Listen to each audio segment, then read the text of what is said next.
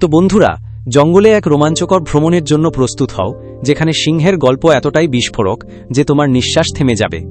ছবিটি শুরু হয় আমাদের প্রিয় সিম্বা দ্য লায়ন কিং, যে এখন নালার সাথে বিবাহিত জীবন উপভোগ করছে। তাদের একটি ছোট মেয়ে আছে, কিয়ারা, যে তার বুদবুদ স্বভাবের সাথে সকলের মন জয় করে। একদিন নালা জঙ্গলে শিকার করতে বের হয় এবং ঘন জঙ্গলে পথ হারিয়ে ফেলে। বেচারা একটি বিশাল গাছে ছায়ায় বসে অপেক্ষা করে, মনে মনে আশা করে যে সিম্বা আমাকে খুঁজে পাবে, এবং প্রকৃতপক্ষে সিম্বা তার সুপারহিরো স্টাইলে বেরিয়ে পড়ে। সে তার মেয়ে কিয়ারাকে স্নেহের সাথে ব্যাখ্যা করে, বাছা, তুমি অন্যান্য প্রাণীদের সাথে মজা করো, নিজের যত্ন নাও, ততক্ষণ পর্যন্ত আমি তোমার মাকে নিয়ে আসব। কিয়ারা তার জঙ্গলের বন্ধুদের সাথে খেলায় মগ্ন হয়ে যায়, যখন কিয়ারার দাদা রফিকি সেখানে আসেন। কিয়ারার দৃষ্টি আকর্ষণ করার জন্য সে বলে, এসো আমার পুতুল, আমি তোমাকে এমন একটি গল্প বলবো যা তোমাকে বাহ বলতে বাধ্য করবে। আর এখান থেকেই আসল সিনেমা শুরু হয়, যা মুফাসার গল্প, একটি সিংহ যে আগে জঙ্গলে ভবঘুরে ছিল কিন্তু পরে জঙ্গলের মুকুটহীন রাজা হয়ে ওঠে। এখন দৃশ্যপট বদলে যায় এবং আমরা তরুণ মুফাসার কাছে পৌঁছাই, যে তার মা এবং বাবার সাথে অনুর্বর শুষ্ক জমিতে থাকে। বছরের পর বছর ধরে সেখানে এক ফোঁটাও বৃষ্টি পড়েনি, যার কারণে সমস্ত প্রাণী দুর্বল এবং অসুস্থ হয়ে পড়েছে। চারিদিকে খরা, তৃষ্ণা এবং হতাশা। মুফাসা, যে এখনো একটি ছোট বাচ্চা, তার মা টেটকে কৌতূহলী স্বরে জিজ্ঞাসা করে, মা, সামনে আলো ছড়ানো পাহাড়গুলি কোনগুলি? মা তার কৌতূহল দেখে হেসে তাকে বলে, ওই জায়গাটি মিলেল, ছেলে।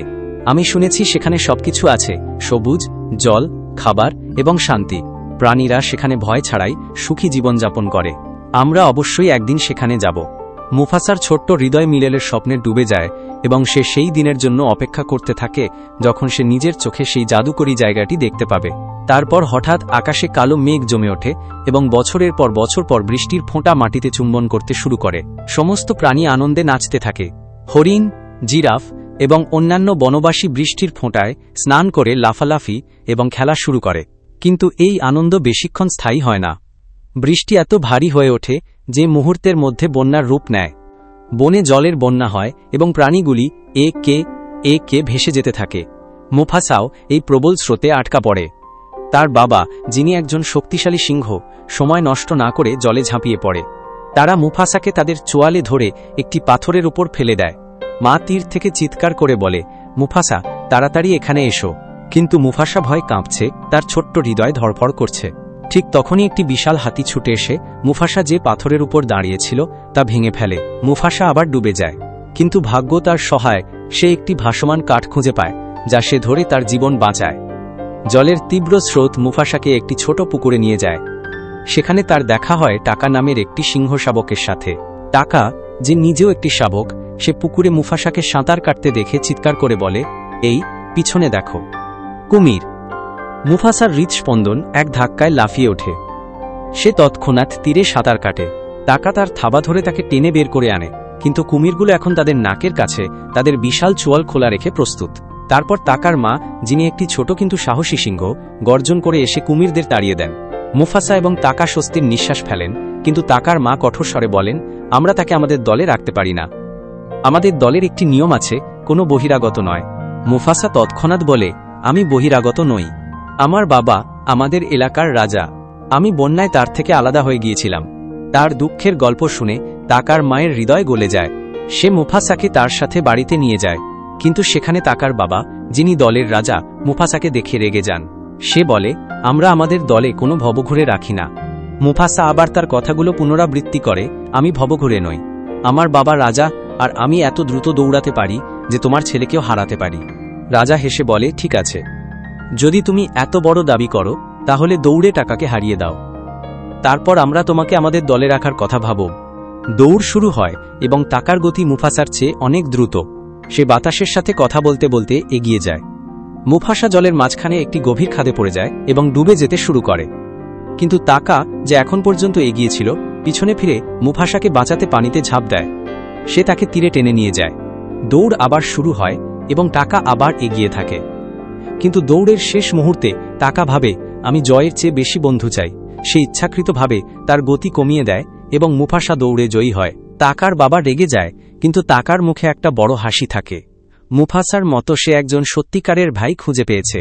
তবে তার বাবা তাকে একান্তে সতর্ক করে বলেন, টাকা, সাবধান, এই মুফাসা, যাকে তুমি তোমার ভাই মনে করো, একদিন তোমার সবকিছু কেড়ে নিতে পারে। সময় চলে যায় এবং মুফাসা এবং তাকা একসাথে জঙ্গলে বড় হয়। তারা দুজনেই পশুদের সাথে খেলা করে তারা জঙ্গলে তাণ্ডব চালায়। কিন্তু টাকার এফাথার কখনোই মুফাসাকে তার দলের অংশ বলে মনে করে না। তার কাছে সে এখনও একজন বহিরাগত। একদিন মুফাসা তাকার মায়ের সাথে শিকারে যায়, টাকা গোপনে তাদের অনুসরণ করে কি ঘটছে তা দেখার জন্য। কিন্তু তারা একটি হরিণ ধরার আগেই তারা একটি বিপজ্জনক সমস্যার মুখোমুখি হয়। সাদা সিংহ। এই সিংহগুলি এত শক্তিশালী এবং হিংস্র যে জঙ্গলের প্রতিটি প্রাণী তাদের নাম শুনে কাঁপতে থাকে। টাকা ভয়ে ঝোপের মধ্যে লুকিয়ে থাকে এবং তার মা এটি লক্ষ্য করে।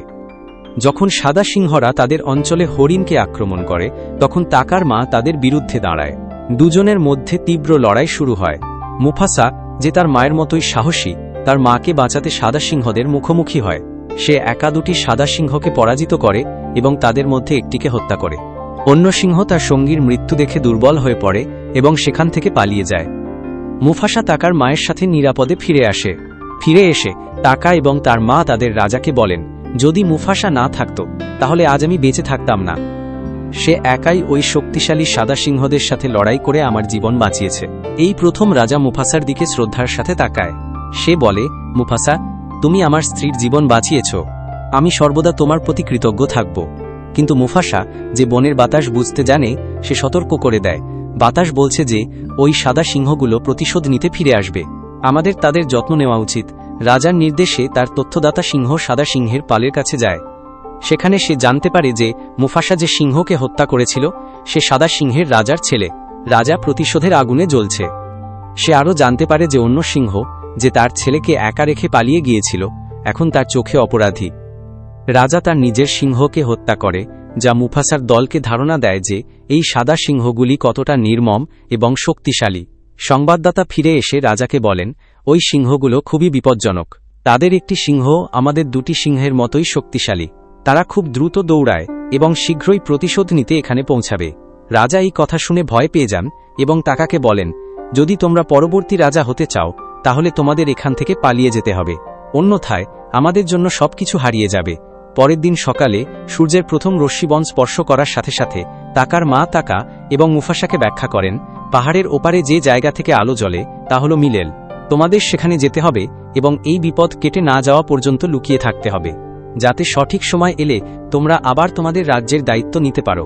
টাকা এবং মুফাসা মিলেলের দিকে রওনা দেয়, কিন্তু সাদা সিংহের পুরো দলও তাদের অনুসরণ করে। তাদের রাজা টাকার বাবাকে জিজ্ঞাসা করে, আমাকে বলো, আমার ছেলেকে কে মেরেছে? টাকার বাবা অজ্ঞতার ভান করে, যেন সে কিছুই জানে না। এই নাটক দেখে সাদা সিংহের রাজা আরও ক্ষিপ্ত হয়ে ওঠে। তারপর তার অন্যান্য সিংহরা, যারা এলাকাটি অনুসন্ধান করছিল, তাকে জানায় যে এখান থেকে দুটি সিংহ পালিয়ে গেছে। সাদা সিংহগুলি তাদের খোঁজে বেরিয়ে পড়ে। তাদের গতি এত দ্রুত যে তারা শীঘ্রই টাকা এবং মুফাসার কাছাকাছি পৌঁছে যায়। সাহসী মুফাসা, যিনি হৃদয় সাহসী, টাকাকে বলে, টাকা, আমাদের থাকা উচিত এবং তাদের সাথে লড়াই করা উচিত, পালিয়ে যাওয়া সাহসিকতা নয়। কিন্তু টাকা, যে জানে যে তারা সংখ্যায় বেশি, সে বলে, না, আমাদের পালাতে হবে। তারপর সাদা সিংহগুলি তাদের সামনে দাঁড়িয়ে জিজ্ঞাসা করে, আমাকে বলো, আমাদের রাজাকে কে মেরেছে? মুফাসা ভয় ছাড়াই উত্তর দেয়, আমি তাকে মেরে ফেলেছি, এটা আমিই ছিলাম। কিন্তু সাদা সিংহগুলি টাকার দিকে তাকায়, কারণ তার রক্তে রাজার গন্ধ। তারা নিশ্চিত যে টাকাই হত্যাকারী। মুফাসা চিৎকার করে বলে, টাকা ছেড়ে দাও, এটা আমার দোষ। কিন্তু সাদা সিংহগুলি এখন টাকাকে খুঁজছে। টাকা মুফাসাকে নিয়ে পালিয়ে যায় এবং একটি উঁচু পাহাড়ের ধারে পৌঁছায়, যেখানে নিচে কেবল জলের বন্যা। সাদা সিংহগুলি তাদের ধরার আগে টাকা মুফাসার সাথে জলে ঝাঁপিয়ে পড়ে। জলের তীব্র স্রোত তাদের একটি খোলা মাঠে নিয়ে যায়। রাত হয়ে গেছে এবং তারা দুজনেই খুব ক্ষুধার্ত।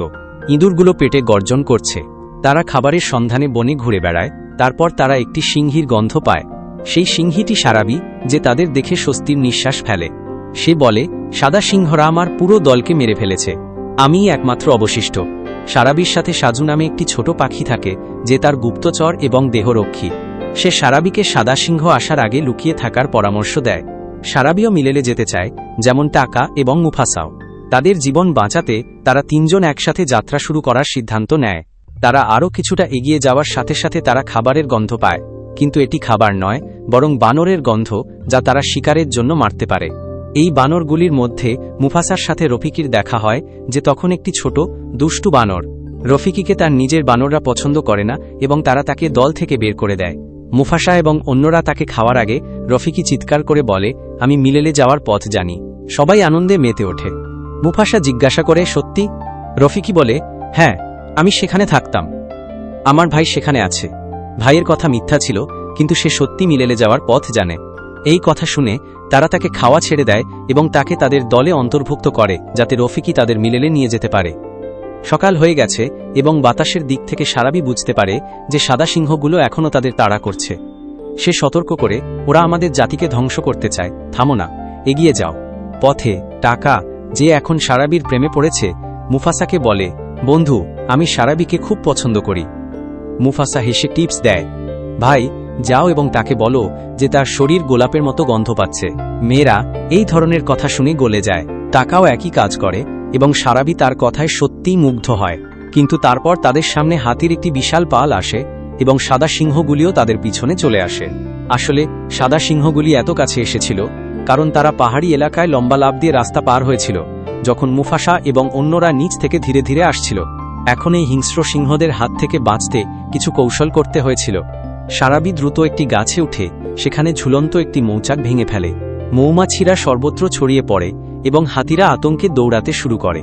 এই বিশৃঙ্খলার মধ্যে সাদা সিংহগুলো হাতির মধ্যে আটকা পড়ে এবং মুফাসার দল পালিয়ে যায়। কিন্তু গাছের উপর থাকা সারাবি ভারসাম্য হারিয়ে ফেলে। সে একটি ডালে ঝুলছিল এবং হঠাৎ ডাল ভেঙে যায়, যার ফলে সে সরাসরি হাতির পালের মধ্যে পড়ে যায়। একটি হাতি তার উপর পা রাখার আগেই মুফাসা লাফিয়ে পড়ে এবং নিজের জীবন বাঁচায়। হাতিরা পালিয়ে যায় এবং পাহাড়ের পাথর ভেঙে সাদা সিংহের পথ বন্ধ করে দেয়। সারাবি অজ্ঞান হয়ে যায়। রাফিকি তৎক্ষণাৎ তার কাছে পৌঁছায় এবং তার ঘাড়ে শিরা চেপে তাকে পুনরুজ্জীবিত করে। সারাবি জেগে ওঠার সাথে সাথে সে জিজ্ঞাসা করে, কে আমার জীবন বাঁচিয়েছে? মুফাসা তৎক্ষণাৎ মিথ্যা বলে, টাকা। সে চেয়েছিল সারাবি টাকা দেখে মুগ্ধ হোক। টাকা এই কথা শুনে হতবাক। সারাবি টাকাকে ধন্যবাদ জানায়, কিন্তু রাফিকি যে পুরো ঘটনাটি নিজের চোখে দেখেছিল তার মুফাসার প্রতি আরও বেশি শ্রদ্ধা রয়েছে। সে মনে করে মুফাসা কেবল সাহসী নয়, তার সোনার হৃদয়ও আছে। সে তার ভাইয়ের জন্য যে কোনো কিছু করতে পারে। এখন দলটি তুষারাবৃত পাহাড়ে পৌঁছায়, যেখান থেকে মাইলে মাত্র কয়েক কদম দূরে। কিন্তু সমস্যা হল বরফে তাদের পায়ের ছাপ স্পষ্ট দেখা যাচ্ছে, যা সাদা সিংহদের জন্য পথ হিসেবে কাজ করতে পারে। প্রতিটি সমস্যার সমাধান খুঁজে বের করা মুফাসা সারাবির পাখি সাজুকে বলে, তুমি আমাদের পিছনের তুষার সরিয়ে ফেলতে থাকো যাতে আমাদের চিহ্ন মুছে যায়। সাজু দ্রুত এই কাজ শুরু করে এবং মুফাসার ধারণাটি বিস্ময়করভাবে কাজ করে। সাদা সিংহরা সেখানে পৌঁছালে তারা কোনো চিহ্ন খুঁজে পায় না। তারা বিভ্রান্ত হয়ে ঘুরে বেড়ায় এবং মুফাসার দল আবার পালিয়ে যায়। সারাবি মুফাসার চতুরতায় এতটাই মুগ্ধ হয় যে সে ধীরে ধীরে মুফাসার প্রতি আকৃষ্ট হতে থাকে। সে ধীরে ধীরে বুঝতে পারে যে টাকা নয়, মুফাসাই তার জীবন বাঁচিয়েছিল। সে আরও বুঝতে পারে যে টাকা নয়, মুফাসাই গোলাপের গন্ধ বলেছিল। এখন সারাবি মুফাসার প্রতি আকৃষ্ট হতে শুরু করে। মুফাসা বারবার তাকে বোঝানোর চেষ্টা করে, না, টাকা এই সব করেছে, কিন্তু সারাবি তাকে সত্য স্বীকার করতে প্ররোচিত করে। তাদের ব্যাঙ্গে টাকা ঈর্ষায় ভরে যায়। তার বাবার কথাগুলো মনে পড়ে, এই মুফাসা একদিন তোমার সব কিছু কেড়ে নেবে। টাকা এতটাই রেগে যায় যে সে আর কিছু ভাবতে পারে না। সে সোজা সাদা সিংহগুলোর কাছে যায় এবং বলে, মুফাসা তোমার ছেলেকে হত্যা করেছে, আমাকে নয়। আমার শিরায় রাজার রক্ত আছে, কিন্তু খুনি মুফাসা। আমি তোমাকে তার কাছে নিয়ে যাব, কারণ আমাকেও তার সাথে আমার হিসাব মিটাতে হবে। সে তাদের বলে, আমরা মিলেলে যাচ্ছি। আমার পায়ের ছাপ অনুসরণ করো, সেখানে মুফাসাকে পাবে। টাকা রাতের অন্ধকারে লুকিয়ে ফিরে আসে, যেন কিছুই ঘটেনি। সকালে দলটি তাদের যাত্রা শুরু করে এবং তুষারাবৃত পাহাড় অতিক্রম করে অবশেষে মিলেলে পৌঁছায়। মুফাসার আনন্দের সীমা নেই। সে সবসময় তার মায়ের কাছ থেকে মিলেলের গল্প শুনেছে এবং এখন সে সেই জাদুকরী জায়গায় দাঁড়িয়ে আছে। সেখানে সমস্ত প্রাণী শান্তি এবং ভ্রাতৃত্বের সাথে বাস করে। কোনো লড়াই নেই, কোনো ঝগড়া নেই। কিন্তু এই শান্তি বেশিক্ষণ স্থায়ী হয় না। হঠাৎ করেই সব প্রাণীর মুখে ভয়ের রেখা ফুটে ওঠে, কারণ সাদা সিংহের রাজা তাদের পিছনে এসে হাজির হয়। মুফাসা অবাক হয়ে বলে, আমরা আমাদের সমস্ত চিহ্ন মুছে ফেলেছিলাম, ওরা কিভাবে এলো? সে জানে না যে তার নিজের ভাই টাকা এর পিছনে আছে। সাদা সিংহ সময় নষ্ট না করে মুফাসাকে আক্রমণ করে। মুফাসা তাকে ধাক্কা দিয়ে সরিয়ে দেয়, কিন্তু তারপর টাকা এগিয়ে এসে সত্য কথা বলে, আমি সাদা সিংহদের এখানে ডেকেছিলাম। মুফাসার মন ভেঙে যায়। ঠিক সেই মুহূর্তে সাদা সিংহ তাকে তুলে পাহাড় থেকে ফেলে দেয়, কিন্তু মুফাসা হাল ছাড়ছে না। সে দ্রুত একটি ছোট পাহাড়ে উঠে সমস্ত প্রাণীকে চ্যালেঞ্জ করে, আজ যদি তোমরা আমাকে সাহায্য না করো তাহলে এই সাদা সিংহরা একদিন তোমাদের বাচ্চাদের খেয়ে ফেলবে। এখনো সময় আছে, আমরা সবাই একসাথে তাদের সাথে লড়াই করতে পারি। তার কথা শুনে প্রাণীরা উৎসাহে ভরে ওঠে। তারা একত্রিত হয়ে মুফাসার সাথে সাদা সিংহদের আক্রমণ করে। কিন্তু সাদা সিংহের সিংহীরা মুফাসাকে তুলে অন্য পাহাড় থেকে ফেলে দেয়। মুফাসা গুরুতর আহত হয়। সাদা সিংহের রাজা তাকে হত্যা করার জন্য কাছে আসে। মুফাসার আর লড়াই করার মতো অবস্থা নেই। এটা দেখে তাকা তার ভাইয়ের প্রতি করুণা বোধ করে। তার মনে পড়ে তাদের পুরনো বন্ধুত্ব এবং ভ্রাতৃত্ববোধ। সে সাদা সিংহকে চিৎকার করে বলে, ওকে ছেড়ে দাও। কিন্তু রাজা যুদ্ধ করতে পারছে না। সিংহটি ডেলের আগুনে পুড়ছে। সে আবার মুফাসাকে আক্রমণ করে, কিন্তু টাকা মাঝখানে ঝাঁপিয়ে পড়ে এবং নিজেই আহত হয়। এখন মুফাসা এবং টাকা উভয় ভাই একসাথে সেই হিংস্র সিংহের সাথে লড়াই করে। ঠিক তখনই পাহাড়ে ভূমিকম্প হয়। পাথর ভাঙতে শুরু করে এবং তারা যেখানে লড়াই করছিল সেই জায়গাটি ভেঙে পড়ে। তিনজনই জলে পড়ে যায়। মুফাসা দেখতে পায় যে একটি বিশাল পাথর তাদের দিকে এগিয়ে আসছে। সে দ্রুত একপাশে সরে যায় এবং সাদা সিংহটিকে পাথরের নিচে ঠেলে দেয়। পাথরটি পড়ার সাথে সাথে সাদা সিংহটি মারা যায়। বাকি সাদা সিংহ এবং সিংহীরা তাদের রাজার মৃত্যু দেখে ভয়ে পালিয়ে যায়। ডেলের সমস্ত প্রাণী মুফাসার সাহসিকতা দেখে তাকে তাদের নতুন রাজা হিসেবে বেছে নেয়। মুফাসার আনন্দের সীমা নেই। সর্বত্র তাকে নিয়ে আলোচনা হয়। তারপর কেউ তার সাথে দেখা করতে আসে তার মা। সে তার প্রাপ্তবয়স্ক ছেলেকে চিনতে পারে না, বরং তার নাম ধরে তাকে জড়িয়ে ধরে। তারা দুজনেই আবেগপ্রবণ হয়ে একে অপরকে জড়িয়ে ধরে। মুফাসা জানতে পারে যে তার বাবাকে হত্যা করা হয়েছিল, বন্যা। তারপর টাকা এসে মুফাসার কাছে ক্ষমা চায়, কিন্তু প্রাণীরা চিৎকার করে বলতে থাকে, ওকে ক্ষমা করো না, সে একজন বিশ্বাসঘাতক। সে এখানে সাদা সিংহদের ডেকেছিল। মুফাসা সবাইকে ধমক দেয়, আমি টাকাকে এখানে থাকার নির্দেশ দিচ্ছি, আমার ভাই আমার সাথেই থাকবে। কিন্তু টাকা তার ভুলের জন্য অপরাধ বোধ করে।